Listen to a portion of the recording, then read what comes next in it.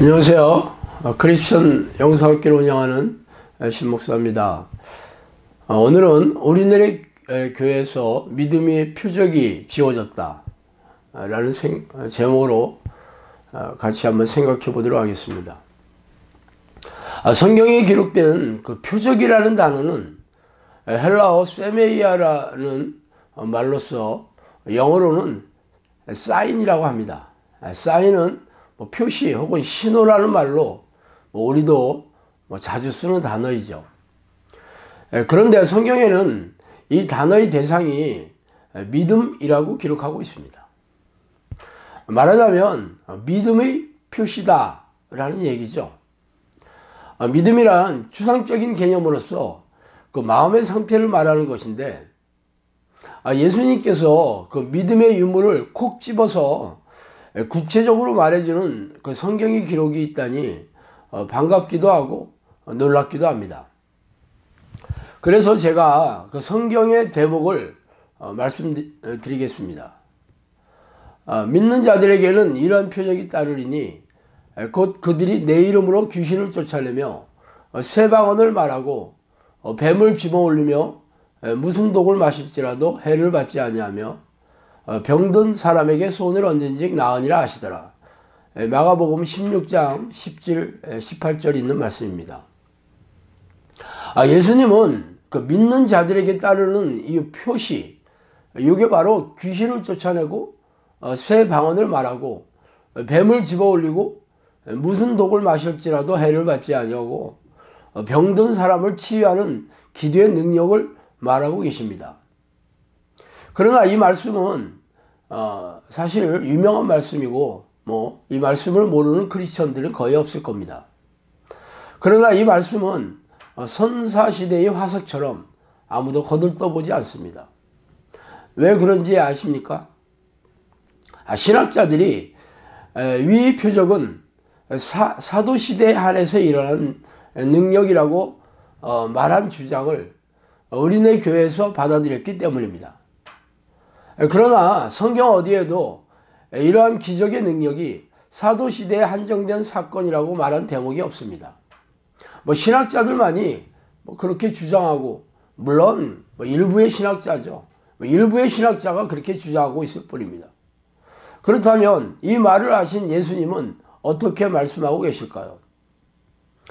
진실로 너희에게 이르노니 천지가 없어지기 전에는 율법의 1.1획도 결코 없어지지 아니하고 다 이루리라. 마태복음 5장 18장 말씀입니다. 예수님은 자신의 말씀이 종말이 오기 전에는 결코 사라지지 않고 다 이루게 될 것이라고 말씀하셨습니다. 그렇다면 위 믿음의 표적도 동일하게 적용될 것이 분명합니다. 그러나 제가 아무리 성경 말씀을 들이대면서 말을 하더라도 이를 진지하게 생각하는 교인들도 별로 없을 거라는 걸 모르는 바는 아닙니다. 그러나 기이하게도 우리네 교회에서는 일부 신학자의 주장이 예수님의 말씀 위에 올라가 있습니다. 예수님의 말씀이 중요하지 않고 교단 신학자들이 학설로 주장하는 게 더 중요하다고 생각하다니 참 기가 막히고 참 어처구니가 없는 일이죠. 그러나 이러한 사실이 실제로 우리네 교회에 존재하는 게 섬뜩하기조차 합니다. 왜 그런지 아십니까? 교회 지도자들이 자신들의 무능과 무기력함을 덮는 용도로 사용하고 있기 때문입니다. 위에 마가복음의 말씀은 성령의 능력을 보여주는 일반적인 표적에 불과합니다. 그러나 우리네 대부분의 교회에서는 이런 성령의 능력이 사라진 지 오래지요. 그래서 자신들에게 성령이 없다고 인정할 수는 없는 일이 아닙니까?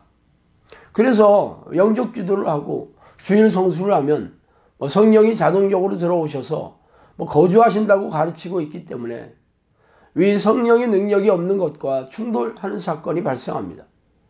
그래서 위에 성령의 능력을 보여주는 사건은 사도시대에만 한정된 능력이라고 폄훼해 버렸습니다. 이렇게 성령을 자의적으로 해석하고 비틀어버리는 신학자들과 우리네 교회 지도자들이 과연 하나님이 사용하시는 종일까요? 그러나 더 큰 문제가 도사리고 있습니다. 우리네 교회 지도자들의 가르침을 액면 그대로 믿고 따르는 교인들이 허다하다는 것입니다. 예전에 성령께서 저에게 선생이 지옥에 가면 학생들은 말할 것도 없다고 말씀하신 적이 있습니다. 그렇다면 거짓된 성경교사에게 배우는 교인들이 가야 하는 영혼의 종착역을 짐작하는 게 그리 어렵지만은 않습니다. 아주 섬뜩하고 두려운 일이죠. 그렇다면 100번 양보해서 이러한 믿음의 표적이 사도시대에만 한정되어 있다는 말이 맞는다면 예수님의 다른 말씀들도 그래야 하지 그래야 하지 않겠습니까? 다른 예수님의 말씀을 한번 제가 말씀드릴게요.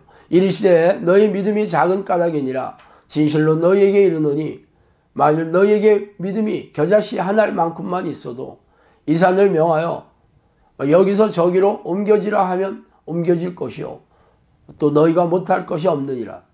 마태복음 17장 20절 말씀입니다.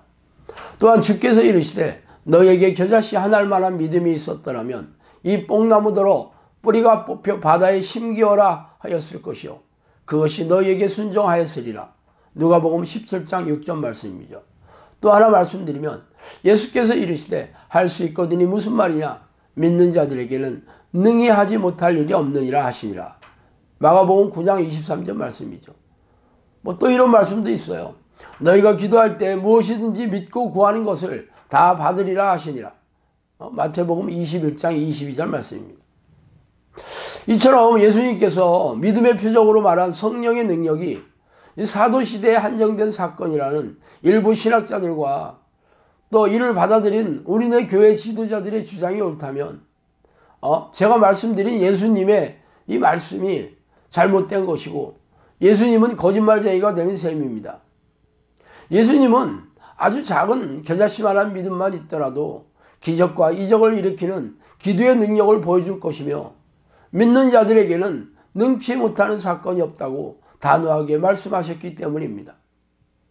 그래서 천국에 들어가는 믿음을 절대로 의심하셔서는 안 된다고 이렇게 다그치는 우리네 교회의 목회자들은 이러한 능력을 보여주는 믿음을 지니고 있습니까? 아니라면 이러한 성령의 능력, 이 능력이 죄다 사도시대에 한정된 사건이라고 말할 수 있을 겁니까? 이런 주의 말씀은 성경 전체에서 일관되게 말씀하시는 것이기 때문에 그렇게 말하기는 어려울 것이죠. 그래서 대충 얼버무리거나 여러 해석들을 들이대며 물타기를 시도할 것입니다. 그러나 이보다 더 기이한 일이 우리네 교회에서 벌어지고 있어요. 성경과 배치되는 우리네 교회의 주장에 대해서 의구심을 갖거나 목회자에게 반론을 제기하는 일들이 거의 일어나지 않는다는 것입니다. 그런 말을 하는 교인들은 목회자의 눈밖에 나서 그 교회에 다닐 수 없는 상황으로 몰리기 때문입니다. 그래서 아무도 고양이 목에 방울을 달 생각조차 없습니다. 하나님의 종이신 담임 목사님께서 어련히 알아서 잘 가르쳐 주시겠는가 하는 게 일반적인 교인의 생각들입니다. 이러한 일이 왜 발생했는지 아십니까? 악한 영들이 우리네 교회의 지도자의 머리를 타고 앉아서 자신들의 생각을 넣어주어 속이고 있기 때문이죠. 그래서 입만 열면 성경 말씀을 앞세우고는 있지만 말씀의 깨달음도 없고 성경과 배치되는 해석을 당연하게 받아들이는 풍토가 되어버린 지 오래이기 때문입니다. 그래서 하나님이 떠나신 교회에는 성령의 능력이 나타나지 않는 이유예요. 그래서 교인들의 영혼은 건조하고 냉랭하며 삶은 고달하고 팍팍합니다. 이렇게 신앙의 열매가 없는 현상이 바로 무능하고 무기력한 믿음의 결과이기 때문입니다. 참 안타깝고 답답한 일이죠.